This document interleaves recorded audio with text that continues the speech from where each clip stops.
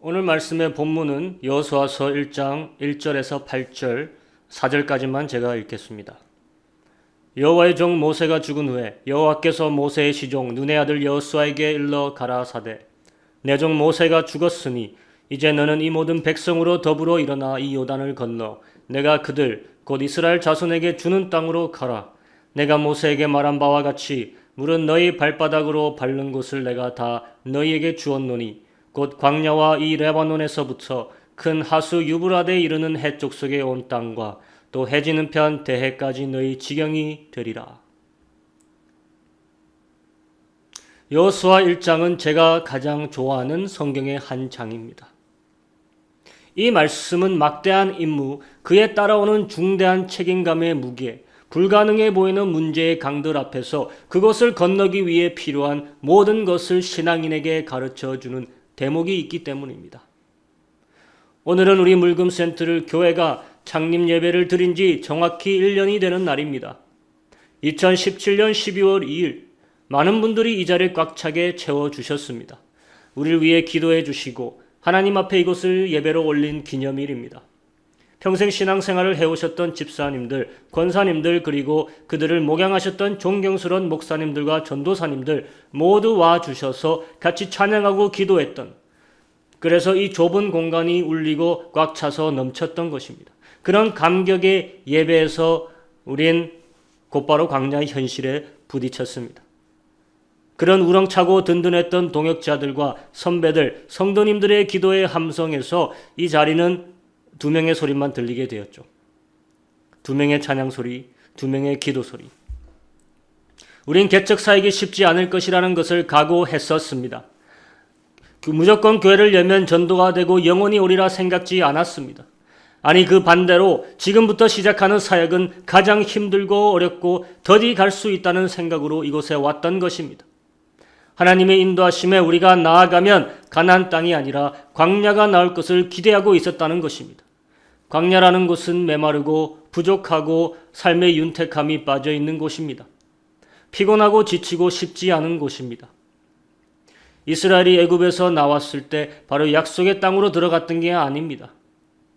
그들도 장엄한 시작, 홍해를 건넜던 감격 후에는 바로 광야의 생활이 기다리고 있었습니다. 하지만 한 가지 우린 알아야 합니다. 하나님의 뜻은 그들이 이 광야에서 40년을 보내는 것이 아니었어요. 하나님이 40년이란 긴 세월 동안 그들 연단코자 한 게 아닙니다. 성공적인 신앙인들은 연단의 세월을 최대한 줄이고 하나님이 원하시는 가나안 땅에 신속히 들어가 격전을 벌이는 것이고 거기서 승리하여 종국에 평안이 거하며 좋은 것을 상속받는 것입니다. 하나님이 이 백성에게 원하시던 연단의 기간은 길어봤자 1년 정도였습니다. 하지만 12명의 정탐꾼들의 보고로 1년이 40년이 되는 것이에요. 오늘 이 말씀을 준비하면서 전 이 교회가 무조건 광야의 연단의 기간은 짧게 가는 교회 되게 해달라고 기도가 나옵니다. 하지만 처음 광야의 1년은 이스라엘에게도 매우 중요한 1년이 되었습니다. 1년 대부분을 이스라엘 백성이 광야에서 이곳저곳 돌아다닌 것이 아닙니다. 그들은 1년을 대부분 시내산에서 있었습니다. 그럼 시내산에서 1년 동안 뭘 했습니까? 출애굽기의 많은 부분, 가장 많은 부분이 이 두 가지를 중점적으로 다루고 있습니다. 처음 반은 모세의 부르심과 열재앙 출애굽의 사건을 묘사하고 있다면 나머지 반, 무려 15 정도의 분량은 바로 이 시내산 밑자락에서 일어난 일들입니다. 두 가지입니다. 하나는 언약입니다. 하나님의 말씀을 받는 기간, 하나님의 말씀을 배우는 기간 1년 삼으신 겁니다. 두 번째로 예배의 처소입니다. 이 1년의 기간 동안 그들은 하나님이 명령하신 법대로 성막을 만들고 그곳에서 하나님께 예배하는 방법을 익혀가고 있었던 것입니다. 1년 동안 멈춰서서 아무것도 안 한 게 아니에요. 하나님의 율법과 규례를 듣고 배웠으며 그 와중에 하나님께 나아간다는 것이 어떤 것인지 어떻게 나아가는지 예행하고 배우고 시도해보는 기간이었습니다. 그리고 1년의 과정을 끝내자 하나님은 모세를 통해 백성을 이끄시고 가나안 땅 문턱까지 가셨던 거예요. 오늘 우리 물금센터를 교회, 이 1년의 기간이 무슨 기간이었는지 그 의미를 바로 아는 것이 중요합니다. 일련의 과정은 우리 교회가 하나님의 말씀을 듣고 하나님의 의도와 캘리브레이트하는 보정기간이었습니다. 공학도들이 계측기의 측정도를 정확하게 하기 위해 순수한 측정 표준에 맞추는 작업을 하는 것처럼 우리는 이 강단에서 나오는 하나님의 말씀에 우리 교회의 의도와 교회의 뜻을 정확하게 맞춰가는 작업을 1년간 했던 것입니다. 또한 예배의 방식과 형식과 그 내용이 무엇이 돼야 되는지 배우는 과정이 바로 이 1년이었습니다. 이스라엘이 1년 동안 시내산에서 성막을 짓고 그것이 어떻게 운영되었는지를 배워갔다는 것은 그들이 가장 기본적인 예배의 팩트들을 배워갔다는 것입니다. 바로 예배의 대상인 하나님이 어떤 분인지 알아갔다는 것입니다. 바로 그 하나님은 거룩하신 하나님이라는 것입니다. 성막에서 일어나는 모든 예배는 하나님이 거룩하시다는 전제 아래에서 그 형식과 내용이 결정되는 예배였습니다. 물금센터를 교회 1년 동안 예배를 고민했고 지금도 고민하고 앞으로도 고민하고 나아갈 것입니다. 예배를 생각하는 우리의 가장 기본 바탕은 바로 우리의 하나님은 거룩하신 여호와 하나님이라는 것입니다.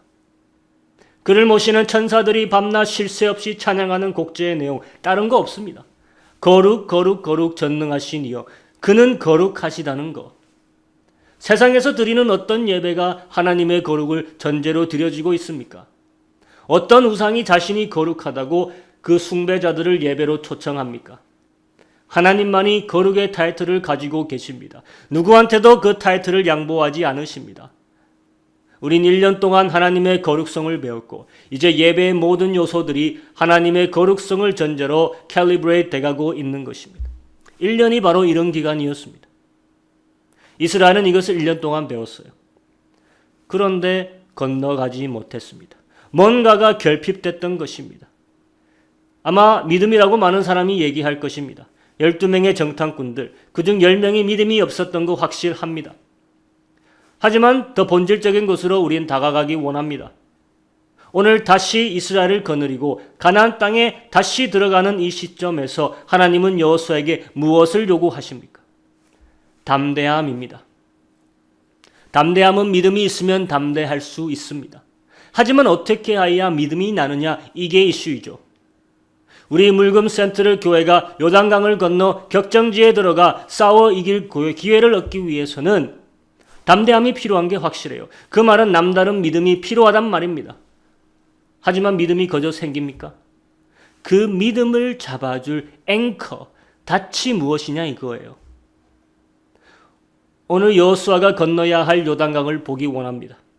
그리고 백성이 건너야 했던 요단강을 건너기 한번 보기 원합니다. 이것이 왜 그들의 믿음을 시험하는 넘치고 범람했던 강인지 봐야 합니다. 물금센터를 교회가 이 1년이 된 이 시점에 건너야 할 요단강이 도래했다는 것입니다. 예배를 배웠고 하나님의 거룩함을 배웠습니다. 요단강이 이제 앞에 있어요. 요단강 건너면 천국이다가 아니라 요단강을 건너야 우리의 전성기, 하나님께서 요구하시고 우리를 향해 가지신 그 비전이 현실화된다는 것입니다. 하나님이 오늘 여호수아에게 다가와 하시는 가장 첫 번째 말씀은 과거의 시대는 끝났다입니다. 내 종 모세가 죽었다. 그 한마디에 이게 다 들어가 있는 거예요. 그리고 하시는 가장 첫 번째 말씀이 일어나 건너라입니다. 일어나 건너라. 그리고 오늘 하나님의 말씀을 전해 듣고 여호수아가 백성을 소집합니다. 그리고 말하는 내용도 바로 이 내용이에요. 건너라. 여호수아 1장 11절 진중에 두루 다니며 백성에게 명하여 이르기를 양식을 예비하라. 3일 안에 너희가 이 요단을 건너 너희 하나님 여호와께서 너희에게 주사 얻게 하시는 땅을 얻기 위하여 들어갈 것임이니라 하라. 너희가 요단을 건너갈 것이다. 그러니 양식을 예배하라. 이 건너다는 이 히브리 아발이라는 말은 5장까지 무려 24번이 나오고 있습니다. 그럼 도대체 무엇을 건너야 하는가? 여호수아가 건너야 했던 요단강은 무엇이었을까? 하나님께서 여호수아에게 오늘 이렇게 명하셨죠. 9절 내가 네게 명한 것이 아니냐. 마음을 강하게 하고 담대히 하라. 두려워 말며 놀라지 말라. 네가 어디로 가든지 내 하나님 여호와가 너와 함께 하느니라. 하나님께서 여호수아에게 누차적으로 3번씩이나 권고하고 권면하고 있는 것은 마음을 강하게 하고 담대히 하라 이것입니다. 만약 여호수아 앞에 아무런 장애물이 없었다면, 두려워할 대상이 없었다면 이런 하나님의 권면이 필요 없는 것이고 그저 립서비스가 되는 것입니다. 하지만 여호수아는 지금 두려워할 만한 상황 앞에 놓여 있다는 것을 하나님께서 인정하신다는 거예요. 넘지 못할 장애물이 그 시기 범람하던 요단강처럼 넘질대고 있었다는 것을 하나님께서 인정하시는 겁니다. 여호수아는 40년을 넘게 광야를 거쳐온 리더입니다. 5만 가지의 장애물을 넘어왔고 수차례나 이방인들과의 전쟁을 승리로 가져온 광야에서 단련된 전사입니다. 젊었을 때 벌써 거인들을 보고도 두려워하지 않는 기상이 있었습니다. 그들이 우리 밥이다, 가서 이길 것이다 당당하게 선포했던 비범한 사람이었습니다. 칼을 뽑고 서 있던 하나님의 천사 앞에서 무서워하지 않고 그의 신분을 당당히 요구했던 간 큰 사람이었습니다. 그런데 하나님은 수차례나 여호수아에게 두려워하지 말라 격려의 말씀을 들려주시는 겁니다. 여호수아가 두려워한 게 무엇일까? 전 그것이 가나안 땅에 도사리고 있었던 적들이라고 생각 안 합니다. 여호수아는 체험했습니다. 하나님께서 함께 하실 때 바산의 왕, 옥의 왕, 그 강한 아모리 족속의 군대가 대패하는 것을 보았습니다. 하나님께서 함께 하시면 이기는 것은 확실하다는 것이에요. 그래서 중요한 것은 지금 하나님이 그와 함께 하실 것이냐, 그게 중요한 것입니다. 더 중요한 것은 하나님이 과연 이 백성과 함께 하실 것이냐 이것입니다. 그의 스승 모세를 통해 하나님께서 율법을 선사하시고 반석에서 물을, 하늘에서 만나를, 불뱀이 도사리는 곳을 물리면서도 진격하게 하신 것을 경험했습니다. 그런데도 위대한 스승 모세는 백성을 데리고 들어가지 못했어요. 그런 위대한 영적 지도자 모세가 못한 일을 자신이 끝낼 수 있을까? 내가 끝까지 이들을 스승 모세가 품고 갔던 것처럼 품고 갈 수 있을까? 모세의 명을 듣고도 범죄하여 후퇴하여야만 했던 백성들, 그 다음 세대를 데리고 과연 다른 결과를 이끌어낼 수 있겠는가? 적들이 두려운 것이 아니라 하나님이 끝까지 함께 해주실까? 이 백성이 끝까지 하나님을 청종할 것인가? 이것이 미지수였기에 두려워할 수 있었던 것입니다. 그런 여호수아에게 하나님이 오늘 말씀하십니다. 2절 너는 요단을 건너 내가 그들 곧 이스라엘 자손에게 주는 땅으로 가라.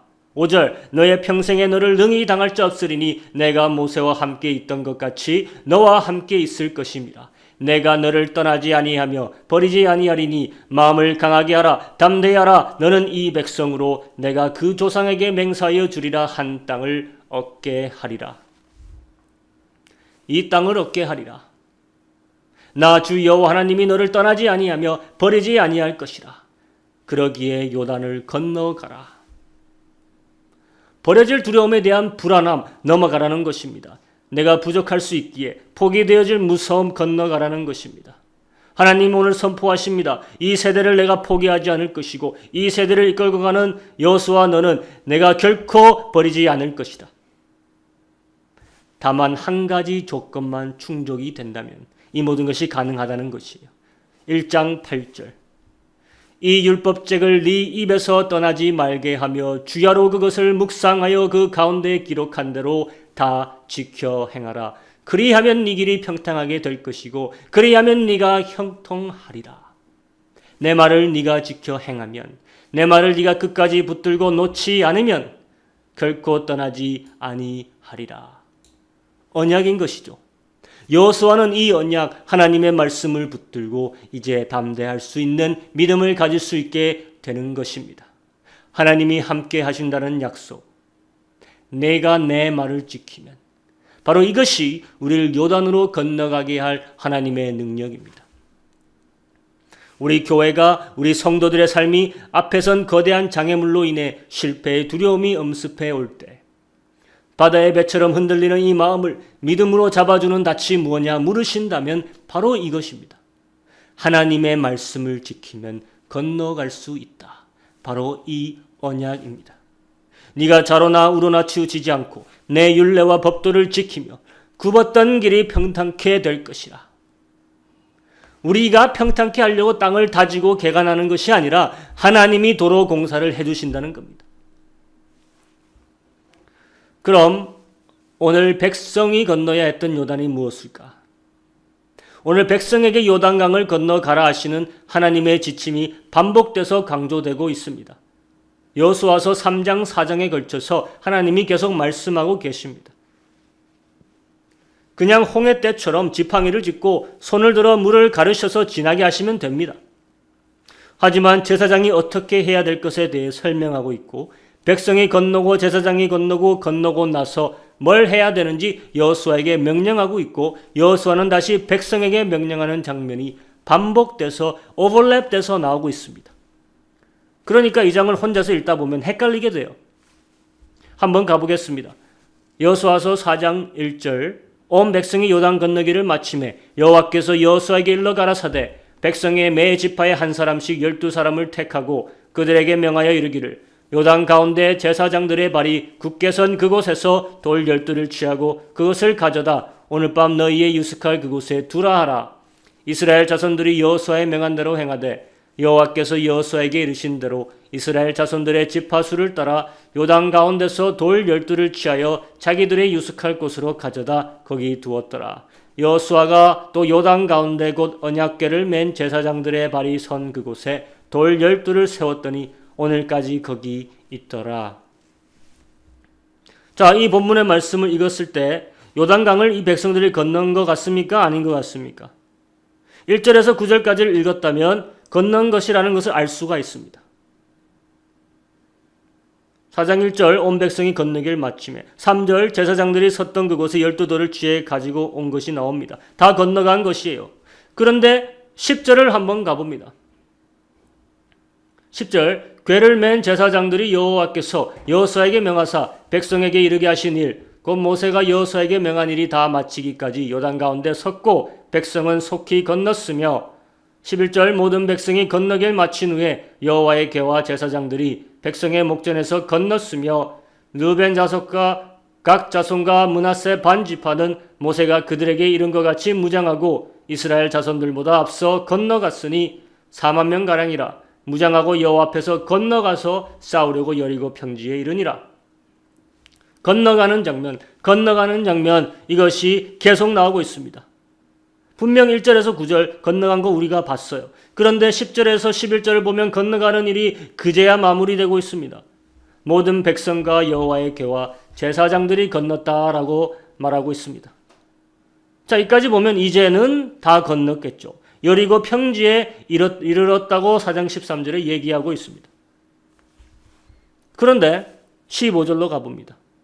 여호와께서 여호수아에게 일러 가라사대 증거궤를 맨 제사장들을 명하여 요단에서 올라오게 하라 하신지라. 여호수아가 제사장들에게 명하여 요단에서 올라오라 하며 여호와의 언약궤를 맨 제사장들이 요단 가운데서 나오며 그 발바닥으로 육지를 밟는 동시에 요단물이 본 곳으로 도로 흘러 여전히 언덕에 넘쳤더라. 정월 10일에 백성이 요단에서 올라와 여리고 동편지경 길갈에 진침해 여호수아가 그 요단에서 가져온 12돌을 길갈에 세우고. 자, 이 15절에서 20절을 보면 아직도 백성들이 강을 건너고 있습니다. 또 건너는 거예요. 이건 뭐 영화를 보다 한 장면이 끝난 줄 알았는데 편집이 잘못돼서 구간 반복이 일어나고 있는 장면 같은 거예요. 왜 그럴까? 한 감독이 영화를 한 편 찍습니다. 그런데 감독이 한 장면을 3번 찍는 거예요. 뭐 그럴 수도 있죠. 그리고 가장 좋은 테이크만을 선택하는 것이 아니라 그 3번을 영화에 다 집어넣는 거예요. 영화가 이상해지겠죠. 왜 같은 장면을 3번이나 넣냐? 뭐 실수한 건 아니냐? 악평할 것입니다.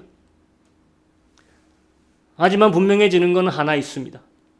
그 장면이 감독에게는 가장 인상 깊은 장면, 의미 있는 장면이라는 것입니다. 성경은 하나님이 감독입니다. 하나님이 찍으셨고 하나님이 편집하셨고 하나님이 출판하셨습니다. 사람들이 악평할 수 있습니다. 하지만 오늘 분명한 것은 여기 4장이 가장 중요한 가장 중요한 장면일 수 있다는 것입니다. 바로 백성이 요단을 건너는 장면입니다. 우리는 건너기 위해서 다리가 필요하다고 생각하죠. 우린 건너기 위해서 뭔가를 이어야 되고 지어야 되고 만들어야 된다고 생각합니다. 하지만 하나님은 우리를 건너게 하시기 위해 반대되는 일을 하십니다. 끊어버리시는 일을 하시는 거예요. 문제를 회유하여 돌아갈 길을 만들지 않으십니다. 홍해에서도 그랬고 이 요단강에서도 그랬습니다. 밀려오는 물을 끊어버리시는 거예요. 모세에게 서서 손을 내밀라 홍해가 중간에서 끊어졌던 것입니다. 오늘 여호수아에게 명하셨습니다. 언약궤를 쥐고 발을 디뎌라. 요단이 끊어지리라. 4장 7절 그들에게 이르기를 요단물이 여호와의 언약궤 앞에서 끊어졌었나니 곧 언약궤가 요단을 건널 때 요단물이 끊어졌으므로 이 돌들이 이스라엘 자손에게 영영한 기념이 되리라 하라. 건nom과 끊어짐이 같이 가고 있습니다. 상반된 언어이자 반대되는 개념이지만 우리 신앙인의 삶에서 건너야 할 문제가 있다면 그것은 다리를 지어서 넘어가는 게 아닙니다. 돌아서서 가는 길도 아니라는 겁니다. 내 삶에서 뭔가가 끊어져야 건너갈 수 있다라는 것입니다. 또 다른 시대로 또 다른 역사로 내가 들어가려면 사람의 방법이 아니라 문제의 원천이 끊어져야 한다는 것입니다. 그럼 그 문제가 뭐냐 이겁니다. 백성이 건너야 했던 요단 그 강이 도대체 뭡니까?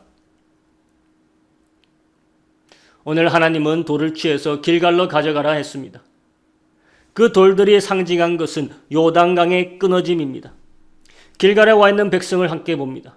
그 12돌을 세우고 그들이 가장 첫 번째 한 일이 무엇일까요? 여리고성 점령을 위해서 작전을 짜고 군사훈련을 한 것이 아닙니다. 그들은 오로지 한 가지 일만 했습니다. 끊어버리는 일을 하였습니다. 5장 2절에서 3절을 함께 보겠습니다. 그때 여호와께서 여호수아에게 이르시되 너는 부싯돌로 칼을 만들어 이스라엘 자손들에게 다시 할례를 행하라 하시매 여호수아가 부싯돌로 칼을 만들어 할례산에서 이스라엘 자손들에게 할례를 행하니라. 끊어버리는 거예요. 그리고 하나님이 바로 다음에 하시는 말씀을 같이 보기 원합니다. 여호와께서 여호수아에게 이르시되 내가 오늘날 애굽의 수치를 너희에게서 굴러가게 하였다 하였으므로 그곳 이름을 오늘까지 길갈이라 하느니라. 애굽의 수치를 굴러가게 하셨다. 죄의 수치를 물러가게 하신 곳이 길갈입니다. 재밌는 이야기가 하나 있습니다. 이스라엘 중 선택된 12명이 돌을 들어서 날라야 했죠. 다른 사람이 대신 해줄 수 없었습니다. 그러니까 힘이라면 둘째 가라면 서러울 사람들이 선택되는 거예요. 12명이 자신들의 돌 하나씩을 고릅니다. 기념이 될 만하게 쓰일 돌들이기 때문에 조금 해서는 안 되잖아요. 지파에 자존심이 걸려 있으니까 최대한 서로 큰 돌을 막 고르려고 했던 거예요. 그래서 요단강을 건넜습니다. 그래서 건너고 나니까 저기 길갈까지 오라는 거예요. 가깝다지만 돌을 들고 가야 되는 입장에서는 상당히 먼 거리입니다. 가다 보니 힘이 빠지는 거예요. 그래서 이 12이 여리고 평지까지 어떻게 이 돌들을 운반해 갔을까? 돌을 굴려서 갔다고 합니다. 그러니까 하나님께서 이것저것 다 의미를 지금 맞춰주시는 거예요. 끊어진 것이 무엇인지 굴러간 것이 무엇인지 확실해지는 겁니다. 이스라엘의 수치라는 것입니다. 하나님께서 그 수치를 굴러가게 하셨다라고 말씀하셨습니다. 할례는 사람의 손으로 행합니다. 하지만 하나님은 자신이 그 일을 오늘 행했다 말씀하십니다. 백성이 건너야 했던 강은 과거 죄의 수치입니다. 애굽에서의 수치라는 것은 죄의 종이었던 신분의 수치입니다. 요단강에서 건너온 거예요. 길갈에서 끊어버린 겁니다. 그리고 유월절을 맞이합니다. 건너갔다라는 절기가 유월절이죠. 애굽의 수치를 건너기까지 430년이 걸린 거예요. 죄의 신분을 이 요단강에서 돌과 함께 수장시키고 굴려보낸 곳입니다. 이 요단강이 어떤 곳입니까, 여러분? 후에 많은 사람들이 자신의 수치를 벗기 위해 요한이라는 사람을 찾아온 곳입니다. 메시아 그리스도가 이끄는 새로운 시대를 맞이하고자 과거의 수치를 벗고 다시 시작하려고 하는 사람들이 이 요단을 그때도 건넜습니다. 침례를 받았죠. 오늘 길갈의 돌이 기념이 되게 선 곳이 하나 더 있습니다. 바로 제사장들이 끝까지 언약궤를 메고 서 있던 그 자리입니다. 4장 9절 여호수아가 또 요단 가운데 곧 언약궤를 맨 제사장들의 발이 선 곳에 돌 12를 세웠더니 오늘까지 거기 있더라. 요단강 가운데 큰 돌들을 세웠던 것입니다. 어떤 곳입니까? 하나님이 그 백성을 인도하시려고 요단강에 먼저 들어가 계신 곳입니다. 이 언약궤는 자비석이라고도 불리는 하나님이 앉으시는 보좌입니다. 백성을 새로운 시대로 이끄시려고 먼저 요단이라는 수치의 강을 지나시는 거예요. 그리고 백성이 건너기까지 기다리시는 겁니다. 어떤 왕이 백성을 이렇게 기다려줍니까? 어떤 왕이 그것도 수치의 강에서 멈춰 서서 기다립니까?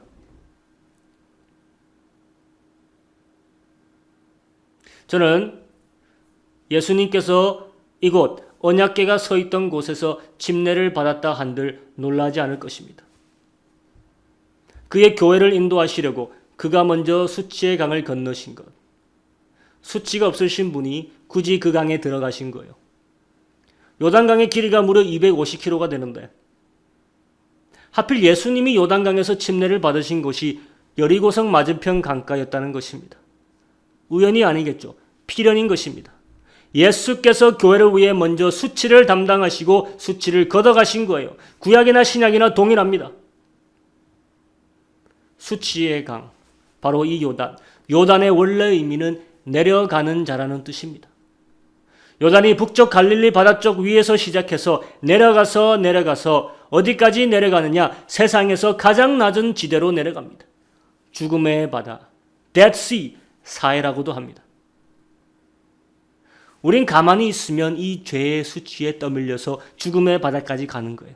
이걸 끊어주시지 않으시면 우리는 이 바다로 내려가는 겁니다. 그런데 누가 거길 내려가십니까?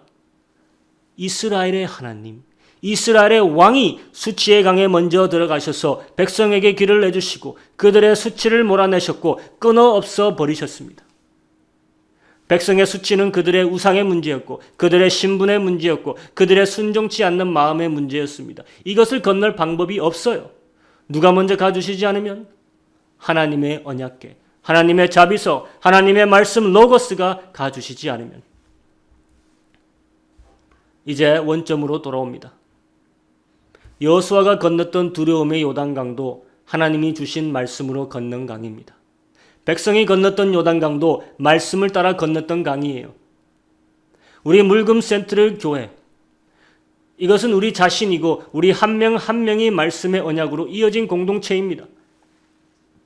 새로운 시대, 새로운 역사의 현실로 들어가기 위해서 우리가 할 일은 말씀을 따라가는 것입니다. 세상과는 다르죠. 뭔가를 내 손으로 하려고 노력하다가는 교회에선 실패합니다. 교회는 말씀이 인도하시는 대로 가야 길이 보이는 곳이에요. 교회는 말씀을 시야에 항상 두어야 하는 곳입니다. 여호수아 3장 3절 4절 백성에게 명하여 가로되 너희는 레위 사람 제사장들이 너희 하나님 여호와의 언약궤 매는 것을 보거든 너희 곳을 떠나 그 뒤를 쫓으라. 그러나 너희와 그 사이 상거가 2000규빗쯤 되게 하고 그것에 가까이 하지는 말라. 그리하면 너희 행할 길을 알리니 너희가 이전에 이 길을 지나보지 못하였음이니라. 거리를 두고 말씀을 따라가라는 말은 모든 사람의 시야에 보일 거리를 두고 이동하라는 것입니다. 모든 사람이 이 말씀을 보고 따를 때 그때야 행할 길이 보인다는 것입니다. 교회는 그래서 딴 거 없습니다. 말씀을 따라가는 곳이 교회입니다. 적들에 대항할 힘을 키우는 것이 교회가 아니라 영토 확장을 위한 전략을 세우는 것이 교회가 아니라 재정을 불리고 사회 사업을 하는 것이 교회가 아니라 어떠한 상황에서도 말씀을 따를 근성과 흔들리지 않는 뚝심을 배워야 되는 것이 교회이자 우리 성공의 지름길이라는 것입니다. 오늘 언약궤를 지고 반나절을 서 있던 4명의 제사장들에게서 그 뚝심이 뭔지 그 근성이 뭔지를 볼 수 있습니다. 성경이 자세히 적고 있진 않지만 전 그들 표정이 자세히 보이던 거예요. 미동하지 않는 그들의 모습이 보이는 겁니다. 3장 17절을 한번 봅니다. 여호와의 언약궤를 맨 제사장들은 요단 가운데 마른 땅에 굳게 섰고 온 이스라엘 백성은 마른 땅으로 행하여 요단을 건너니라. 4장 3절을 봅니다. 그들에게 명하여 이르기를 요단 가운데 제사장들의 발이 굳게 선 그곳에서 돌 12를 취하고 그것을 가져다가 오늘 밤 너희의 유숙할 그곳에 두라 하라. 말씀의 무게를 지고 굳게 선 그 발들로 인해 오늘 하나님이 세계를 열어주셨습니다. 새 시대로 들어가게 하신 거예요. 우리가 져야 될 가장 큰 삶의 무게는 재정의 문제도 아니고 건강의 무게도 아니고 사회 이슈도 아닙니다. 오로지 말씀의 무게입니다. 이 말씀의 무게를 지고 서 있던 제사장들의 굳건한 발을 상상해 보시기 바랍니다. 그들의 흔들리지 않음을 보십시오. 범람하던 요단강이 계속 쌓여만 갔을 때 그들은 미동하지 않습니다. 제사장들의 마음엔 오로지 한 마음밖에 없었습니다. 언약이 들어있는 하나님의 보좌, 그 언약궤를 흔들리지 않고 메어 들고 있는 것. 우리 교회가 새로운 시대에 다시 위용을 회복하고 약속의 땅으로 건너갈 유일한 길은 바로 이것입니다. 하나님의 말씀의 무게를 사명감을 가지고 버티고 서 있는 것. 모든 사람이 볼 수 있도록 이곳 증산역, 이곳 물금읍에서 그들을 위해 말씀을 들고 서 있는 것입니다.